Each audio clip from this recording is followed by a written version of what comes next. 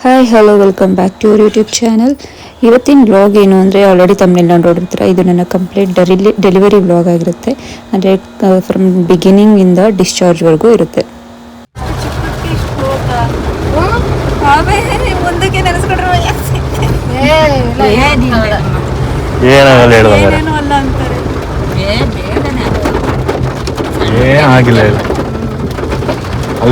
ಅಷ್ಟೇ. ಆ್ಯಕ್ಚುಲಿ ನಾವು ಅಡ್ಮಿಟ್ ಆಗಿದ್ದು 10 o'clock ಆಗಿತ್ತು ನೈಟ್ ಆಲ್ರೆಡಿ. ಅಂದರೆ ನನಗೇನು ಡೆಲಿವರಿ ಪೇಯ್ನ್ ಬಂದಿರಲಿಲ್ಲ, ಬಟ್ ಏನೋ ಒಂಥರ ನೇಸಿ ಫೀಲ್ ಆಗ್ತಿತ್ತು. ಸೊ ಹೋಗೋಣ ಅಂತ ರೆಸ್ಟ್ ತೊಗೊಳೋದು ಬೇಡ, ನೈಟ್ ಬೇರೆ ಅಂತ ಹೋಗಿ ಅಡ್ಮಿಟ್ ಆಗಿ ಇನ್ ಕೇಸ್ ಡೆಲಿವರಿ ಪೇಯ್ನ್ ಇಲ್ಲ ಅಂದರೆ ಕಳಿಸ್ತಾರೆ, ಇನ್ನೊಂದ್ಸರಿ ಹೋದ್ರಾಯ್ತು, ಹೋಗೋಣ ಇವಾಗ ಅಂತ ಹೋದ್ವಿ. ಅಲ್ಲಿ ಇಂಡಕ್ಷನ್ ರೂಮಲ್ಲಿ ಡ್ಯೂಟಿ ಡಾಕ್ಟರ್ ಇದ್ದರು. ಸೊ ಚೆಕ್ ಮಾಡಿಬಿಟ್ಟು ಇದು ಡೆಲಿವರಿ ಪೇನೇ ಸ್ಟಾರ್ಟ್ ಆಗ್ತಿದೆ ಅಂತ ಹೇಳಿ ಆಲ್ಮೋಸ್ಟ್ 10 to ಬೆಳಗ್ಗೆ 6 o'clockವರೆಗೂ ನಾನು ಪೇಯ್ನ್ ತಡ್ಕೊಂಡಿದ್ದೀನಿ. ಅಂದರೆ ಮೈಲ್ಡ್ ಆಗಿತ್ತು, ಸ್ವಲ್ಪ ಫುಲ್ ಡೆಲ್ಯೂಷನ್ ಆಗಬೇಕಿತ್ತಲ್ಲ. ಸೊ ಅವರು ಚೆಕ್ ಮಾಡಿ ಹೋಗ್ತಿದ್ರು, PVC ಮಾಡಿ ಹೋಗ್ತಾಯಿದ್ರು.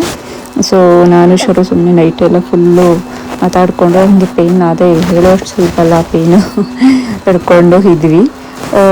ಬೆಳಗ್ಗೆ ಆಲ್ಮೋಸ್ಟ್ ಒಂದು 6 o'clock ಆಗಿತ್ತು. ಆವಾಗ ನನಗೆ ಪೇಯ್ನ್ ತಡ್ಕೊಳಕ್ಕಾಗಲಿಲ್ಲ. ಆವಾಗ ಡಾಕ್ಟರ್ನ ಬರೋಕ್ಕೆ ಹೇಳಿದಾಗ ಲೇಬರ್ ರೂಮ್ಗೆ ಅಡ್ಮಿಟ್ ಮಾಡಿಕೊಂಡ್ರು. ಅಲ್ಲಿ ನನಗೆ ಆ್ಯಕ್ಚುಲಿ ನಾನು ಪೇಯ್ನ್ ಫುಲ್ ತಡೆಯೋಕ್ಕಾಗಲ್ಲ ಅಂತ ತುಂಬ ಹಠ ಮಾಡಿದೆ, ನನಗೆ C-section ಮಾಡಿಸ್ಬಿಡು ಆಗಲ್ಲ ಅಂತ.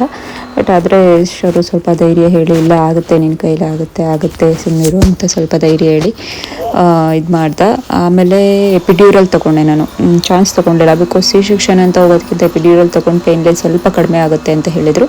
ಸೊ ಎಪಿಡ್ಯೂರಲ್ ತೊಗೊಂಡು ಅಲ್ಲಿ ನನಗೆ ಪೇಯ್ನ್ ತುಂಬ ಆಗಿಲ್ಲ ಅಂತಲ್ಲ, ಎಪಿಡ್ಯೂರಲ್ ತೊಗೊಂಡಿದ್ರಿಂದ ಪೇಯ್ನ್ ಆಯಿತು, ಬಟ್ ಆದರೆ ಸ್ವಲ್ಪ 50% ಕಡಿಮೆ ಆಯಿತು. ಕಾಂಟ್ರಾಕ್ಷನ್ ಆಗೋದೆಲ್ಲ ಗೊತ್ತಾಗ್ತಿತ್ತು. ಆ ಮೂಮೆಂಟ್ ಅಂತೂ ನಿಜ ಹೇಳೋಕ್ಕೆ ಆಗಲ್ಲ. ನನಗೆ ಕಂಪ್ಲೀಟ್ ನನ್ನ ಡೆಲಿವರಿ ಎಕ್ಸ್ಪೀರಿಯೆನ್ಸ್ ಹೇಗಿತ್ತು ಅಂತ ನೆಕ್ಸ್ಟ್ ವಿಡಿಯೋ ಮಾಡಿ ಮಾತಾಡ್ಕೊಂಡು ಹಾಕ್ತೀನಿ. ಇದು ಜಸ್ಟ್ ನಾನು ಹಾಸ್ಪಿಟಲಲ್ಲಿ ಏನೇನು ವಿಡಿಯೋ ತೊಗೊಂಡಿದ್ದೆ ಅಂತ ಎಲ್ಲ ತೋರಿಸ್ತೇನೆ. ಆಮೇಲೆ ನಮ್ಮ ಪಾಪು ಒಂದು 7:46 ನನಗೆ ಬರ್ತಾಯಿತ್ತು. ಅದಾದಮೇಲೆ ನೋಡಿ ನಮ್ಮ ಪಾಪು ಹುಟ್ಟಿದ ತಕ್ಷಣ ಕರ್ಕೊಂಡು ಹೋಗ್ತಾರಲ್ಲ, ವೆಯ್ಟ್ ಚೆಕ್ ಮಾಡಿ, ಜಾಂಡೀಸ್ ಚೆಕ್ ಮಾಡಿ ಎಲ್ಲ ಚೆಕ್ ಮಾಡೋಕ್ಕೆ, ಸ್ಕ್ರೀನಿಂಗ್ ಮಾಡೋಕ್ಕೆ ಕರ್ಕೊಂಡೋಗಿದ್ರು. ಆಮೇಲೆ ನನ್ನ ಡೆಲಿವರಿ ಆದ ತಕ್ಷಣ ಫುಲ್ ನನ್ಬಿಟ್ಟು ಪಾಪು ಜೊತೆಗೆ ಹೋಗ್ಬಿಟ್ಟ. ಪಾಪು ನೋಡ್ಕೋಬೇಕು ಅದನ್ನು ಅಂತ ಅವನಿಗೆ ಅಷ್ಟು ಖುಷಿ. ಅದರಲ್ಲೂ ಹೆಣ್ಣು ಪಾಪು ಆಯಿತು. ನಮಗೆ ಹೆಣ್ಣು ಪಾಪು ಅಂದರೆ ಅವನಿಗೆ ಮುಂಚೆಯಿಂದನೂ ಹೇಳ್ತಿದ್ದೆ ನನಗೆ ಹೆಣ್ಣು ಪಾಪುನೇ ಬೇಕು ಅಂತ. ಆಗಿದ ತಕ್ಷಣ ಫುಲ್ ಖುಷಿಗೆ ನಾನು ಡೆಲಿವರಿ ಆದ ತಕ್ಷಣ ನನ್ನ ಬಿಟ್ಬಿಟ್ಟು ಅಲ್ಲಿಗೆ ಹೋಗ್ಬಿಟ್ಟ ಅವನು. ಅಂತಾದಮೇಲೆ ನೆಕ್ಸ್ಟು ಅವರು ವಾರ್ಡಿಗೆ ಶಿಫ್ಟ್ ಮಾಡಬೇಕು. ನನಗೆ ನಾರ್ಮಲ್ ಡೆಲಿವರಿ ಆಗಿರೋದ್ರಿಂದ ಆವಾಗಲೇ ವಾರ್ಡಿಗೆ ಶಿಫ್ಟ್ ಮಾಡೋಣ ಅಂತ ಹೇಳಿ ವಾರ್ಡಿಗೆ ಶಿಫ್ಟ್ ಮಾಡೋಕ್ಕೆ ಅಂತ ಕರ್ಕೊಂಡು. ಬೇಬಿ ಹುಟ್ಟಿದ ತಕ್ಷಣ ಪ್ರೊಸೀಜರ್ ಇರುತ್ತಲ್ಲ ಅವ್ರಿಗೆ ಡಾಕ್ಯುಮೆಂಟೇಷನ್ದೆಲ್ಲ.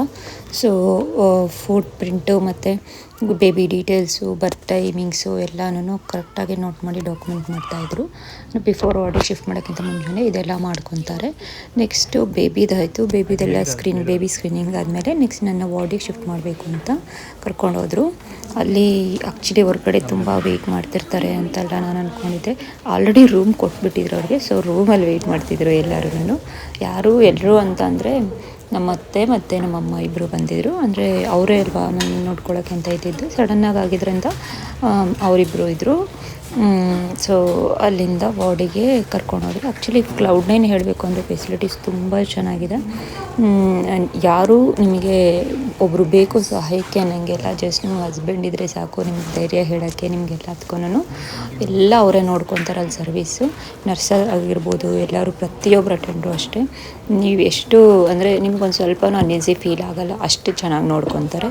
ನಿಮಗೆ ನನಗೆ ನಾರ್ಮಲ್ ಡೆಲಿವರಿ ಆದ ತಕ್ಷಣವೇ ಬಿಸಿ ನೀರಲ್ಲಿ ಸ್ನಾನ ಮಾಡಿಸಿ ಆಮೇಲೆ ಹೊಸ ಡ್ರೆಸ್ ಹಾಕ್ಬಿಟ್ಟು, ಅಂದರೆ ಹಾಸ್ಪಿಟಲ್ಸ್ ಡ್ರೆಸ್ ಇರುತ್ತಲ್ಲ ಅದನ್ನೇ ಹಾಕ್ಬಿಟ್ಟು ವಾರ್ಡಿಗೆ ಫ್ರೆಶ್ ಆಗಿ ಕರ್ಕೊಂಡು ಹೋಗ್ತಾರೆ ಪಾಪುನನ್ನು.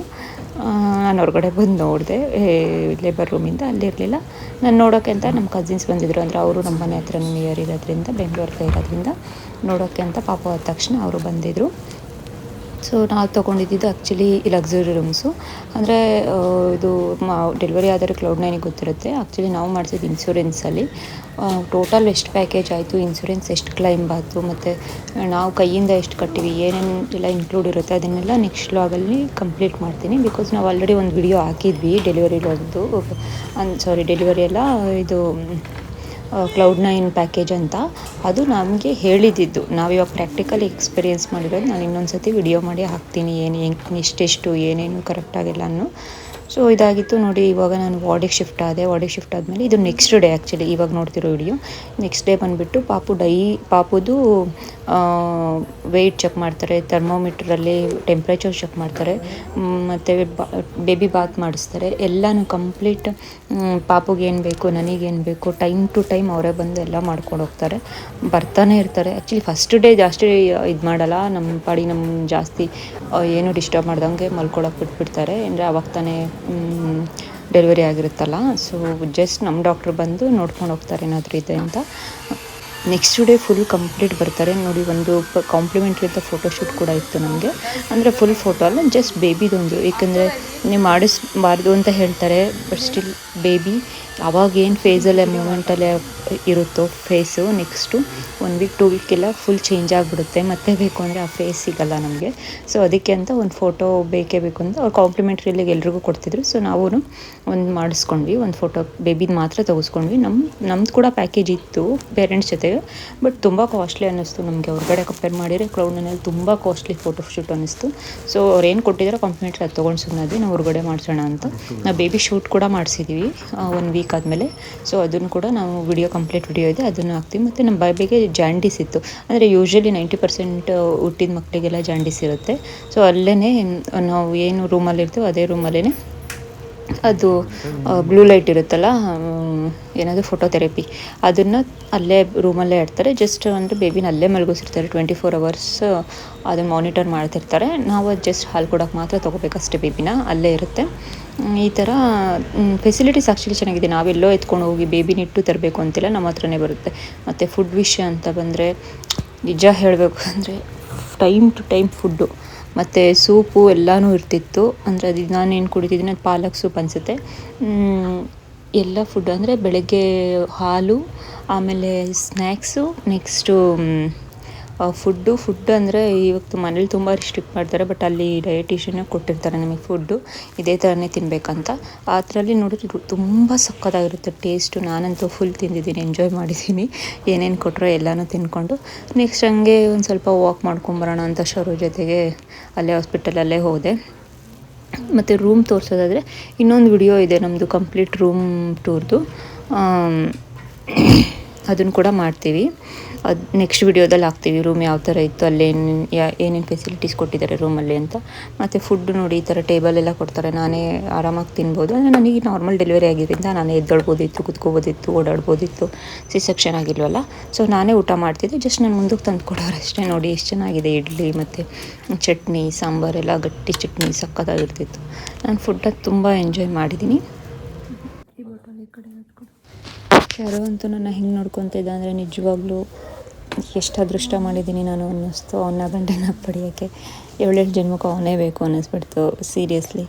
ಯಾವ ಮೂಮೆಂಟಲ್ಲಿ ಆ ಮೂಮೆಂಟಲ್ಲಿಯೇ ಪೇಯ್ನ್ ಬರೋ ಮೂಮೆಂಟಲ್ಲಾಗಿರ್ಬೋದು, ಪ್ರತಿಯೊಂದಾಗಿರ್ಬೋದು. ನಿಜ ಹೇಳ್ಬೇಕಂದ್ರೆ ನಮ್ಮ ಅಮ್ಮರಿಗಿಂತನೂ ಅವನೇ ತುಂಬ ಚೆನ್ನಾಗಿ ನೋಡ್ಕೊಂಡಿದ್ದು. ಅವನೊಬ್ಬ ಇದ್ದರೆ ಸಾಕು, ಇನ್ನು ಯಾರೂ ಬೇಡ ಅನ್ನಿಸ್ತಿತ್ತು.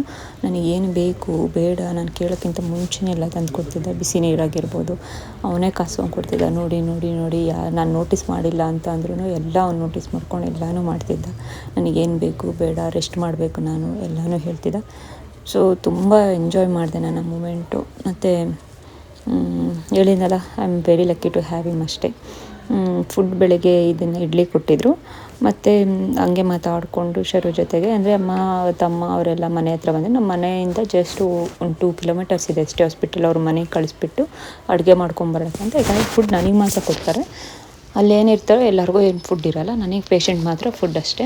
ಅವರಿಗೆಲ್ಲ ಮಾಡ್ಕೊಂಬರೋಕ್ಕೆ ಅಂತ ಅವರು ಕಳಿಸಿವಿ. ಹೋಗಿ ಮಾಡಿಕೊಂಡು ಎಲ್ಲ ತೊಗೊಬನ್ನಿ ನೀವು, ನಾವು ಆರಾಮಾಗಿರ್ತೀವಿ. ಯಾಕಂದರೆ ಅಲ್ಲಿ ಒಂದು ಕಾಲಿಂಗ್ ಬೆಲ್ ಥರ ಕೊಟ್ಟಿರ್ತಾರೆ, ಅದನ್ನು ಪ್ರೆಸ್ ಮಾಡಿದ ಸಾಕು ನರ್ಸ್ ಬರ್ತಾರೆ, ಏನೇ ಇದ್ದರೂ ಮಾಡ್ತಾರೆ. ನಿಮ್ಮ ಪಾಪು ಅಳ್ತಿದೆಯಾ ಅವರೇ ನೋಡ್ಕೊಳಕ್ಕೆ ಬರ್ತಾರೆ, ಪಾಪು ಫೀಡ್ ಮಾಡಬೇಕಾ ಅವರೇ ಬರ್ತಾರೆ ತೋರಿಸ್ಕೊಂಡು ಕೊಡೋಕ್ಕೆ. ತುಂಬ ಎಲ್ಲದಕ್ಕೂ ಹೆಲ್ಪ್ ಮಾಡ್ತಾರೆ. ನೆಕ್ಸ್ಟ್ ಬಂದುಬಿಟ್ಟು ಬೇಬಿನ ಅವರು ಜಾಂಡೀಸ್ ಚೆಕ್ ಮಾಡೋಕ್ಕೆ every morning blood test, vaccination ಅದು ಇದು ಅಂತ ಕರ್ಕೊಂಡು ಹೋಗ್ತಾನೆ ಇರ್ತಾರೆ. ಬೇಬಿನ ಕರ್ಕೊಂಡು ಹೋದರು.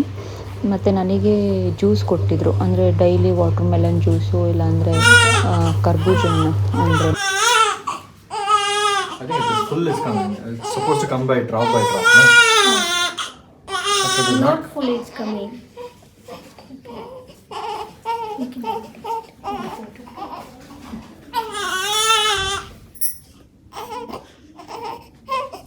ಫುಲ್ ಬರ್ತೈತಲ್ಲ. Full is coming. First time full ಅನಿಸುತ್ತೆ, ಆಮೇಲೆ ಡ್ರಾಪ್ ಬರ್ತಾರೆ.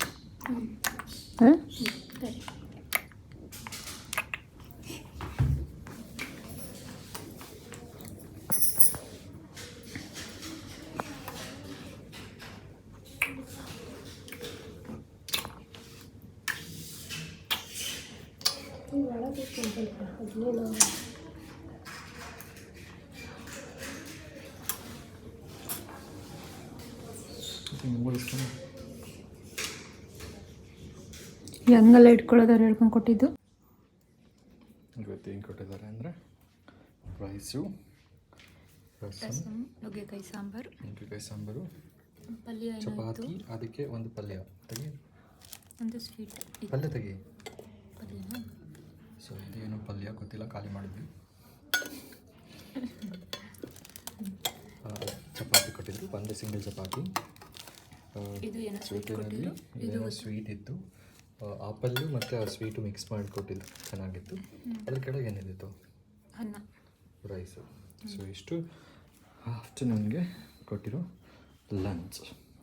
ಸೊ ಟೇಸ್ಟ್ ಮತ್ತು ಅಂದರೆ ಸಖತ್ತಾಗಿರುತ್ತೆ. ಸೊ ಬೆಟರ್ ಇಲ್ಲೇ ಆಫ್ ಮಾಡೋದು. ಸೊ ಅದನ್ನು ಅದಕ್ಕೆ ಆರ್ಡ್ ಮಾಡೋಕ್ಕೆ ನಾನು ಕೆಫೆಟೇರಿಯಾ ಮೆನು ನೋಡ್ತಾ ಇದ್ದೀನಿ. ನಮಗೆ ಅಟೆಂಡೀಸ್ ಯಾರಿದ್ದೀವೋ ಅವರಿಗೆ ಮಾಡೋಕ್ಕೆ. ಎಸ್, ಮಾಡೋಣ. Thank you. Congratulations. Thank you. Just explain the discharge file. Okay. So this is the baby's vaccination book. Whenever you're following with the baby, you have to bring this book. Okay. All the baby details are mentioned. Baby's time of birth, baby's weight, length, its circumference at the time of birth, and all the scanning Guthrie test is done for the baby. Report will come after 4 to 5 days. It will be reflecting in the Cloud9 app also. If you want hard copy when you're coming for next consultation for the baby, that time you can come and collect in the main lab ground. Hearing test is also done and pass. Left footprint of the baby at the time of birth. So 3 vaccination is already completed for the baby. BCG, oral polio, hepatitis B. Hepatitis B was given at the time of baby born. Okay. Next vaccination for the baby start from 6th week up to 8th week. This vaccination one by one has to be completed, starting from 6th week to 8th week. So though for those vaccination we have to come here, or we can take it from anywhere? Any cloud, no, or else outside also. Okay. In government hospitals also. Because in case if she is going to their native, so she can't come here. Yeah. There also they can take. Just Plant. plant ಕೊಟ್ಟಿದ್ದಾರೆ. ಶರಣ ನನ್ನ ಹತ್ರ ಇರೋ ಕೊಟ್ಟವ್ರಲ್ಲ Sharana. Set up cleansing soap ಕೊಟ್ಟವ್ರೆ. Cloth ಚೆನ್ನಾಗೈತಲ್ಲ ಅದು. ಏನಿದು ಹಿಡಿಬೇಕಾ?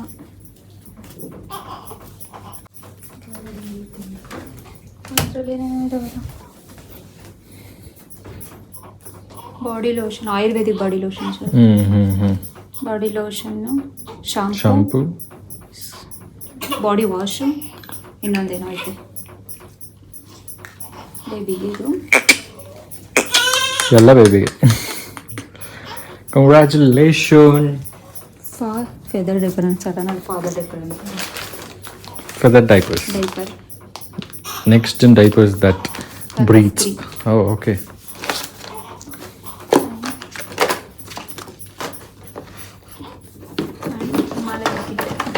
Himalaya. ಇದರಲ್ಲಿ ಎಲ್ಲ ಐತೆ.